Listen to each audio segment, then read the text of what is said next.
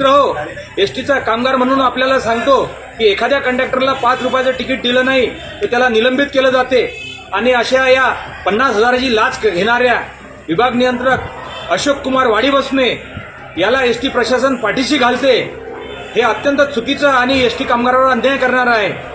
बुलढाणा विभागाचे विभाग नियंत्रक माजी अशोक कुमार वाडीबसमे या अधिकाऱ्याने माझ्याकडून 50,000ची लाच घेऊन भ्रष्टाचार केला होता।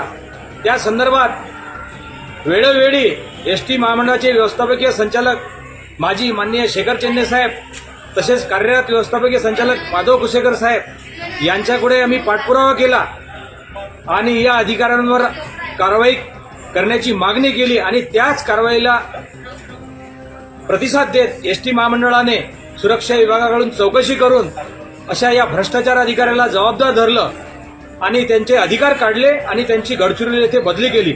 परंतु मित्र हो, एसटीचा कामगार म्हणून आपल्याला सांगतो की एखाद्या कंडक्टरला 5 रुपयाचं तिकीट दिलं नाही तर त्याला निलंबित केलं जाते आणि अशा या 50,000ची लाच घेणाऱ्या विभाग नियंत्रक अशोक कुमार वाडीबसमे याला एसटी प्रशासन पाठीशी घालते। हे अत्यंत चुकीचं आणि एसटी कामगारावर अन्याय करणार आहे। म्हणून माझी विदर्भ एसटी कामगार संघटनेतून मागणी आहे की या वाडीबसमे विभाग नियंत्रक गडचिरोली याला आता एसटी प्रशासनानं तात्काळ निलंबित करावं, अन्यथा आम्हाला गडचिरोलीला जाऊन आंदोलन करावं लागेल किंवा व्यवस्थापकीय संचालक यांच्या कॅबिन समोर आंदोलन करावे लागेल। याची दखल एसटी प्रशासनानं घ्यावी ही विनंती। मित्रांनो, या व्हिडिओविषयी तुम्हाला काय वाटते कमेंट बॉक्समध्ये नक्की आम्हाला कळवा। चॅनलवर नवीन असाल तर चॅनलला आवर्जून सबस्क्राईब करा। भेटू पुढच्या व्हिडिओमध्ये।